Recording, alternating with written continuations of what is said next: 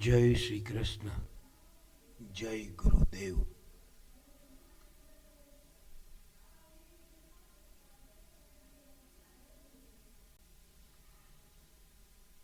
Infy daily से लेके weekly तक या डेली से लेके मंथली तक समझने की कोशिश करें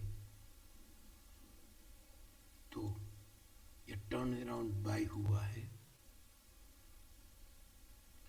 ये स्ट्रॉन्ग टॉप अबोटेड टॉप है 1527 और ये एफयूएस है। एफयूएस हुआ है 1 अगस्त को। उसका पीसीआर 1483 है, लेकिन उसका राइजिंग 100 1542 है। और जो राइजिंग 100 आते आते एफयूएस का 20 अगस्त को टर्न अराउंड हुआ और क्लेमिंग बाय 261 हुआ। वापिस 25 अगस्त को क्लेमिंग बाय राइजिंग 261 हुआ और सिंगल सपोर्ट से हुआ। तो उसको हम अगर समझने की कोशिश करें तो आरएमएसएल हायर करके खाली 161 1523 ऐसे ट्रेड करके सिंगल सपोर्ट से राइजिंग 261 आ जाना, तो ये सीधा ये 1546 ट्रेड नहीं कर सकता है। और 1532 का क्लोज था, 1538 खुल के 1580 और 1529 आया है। तो अब क्या ये रिट्रेच हो गया है?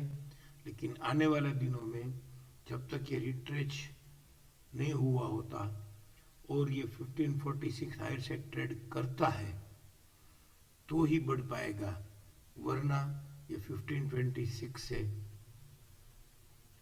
1527 या 1546 से एक बार के लिए रिट्रेच हो सकता है।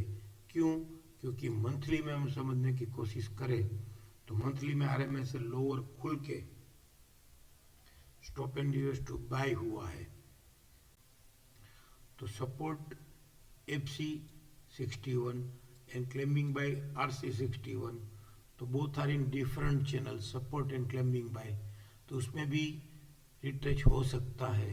डायरेक्ट में डेली से मंथली में इसलिए गया क्योंकि वीकली में भी यही अंडरस्टैंडिंग आ रही है कि वीकली में आरएमएसएल हायर खुल के 1548 उसको क्लेमिंग बाय है और उसका सपोर्ट है राइजिंग 11.1489। तो ये मिनिमम मैक्सिमम रिट्रेच मिनिमम राइजिंग 14.6 TVHS बोले तो मैक्सिमम रिट्रेच तो होना ही चाहिए।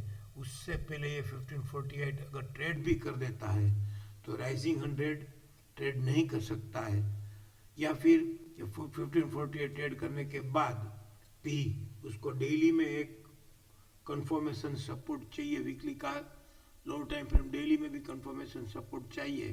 तो यहाँ से एक करेक्शन सेल, एक रिट्रेचमेंट पेंडिंग है, क्योंकि ये डेली के एफयूएस के घर में है और एफयूएस ट्रिपल स्टार है।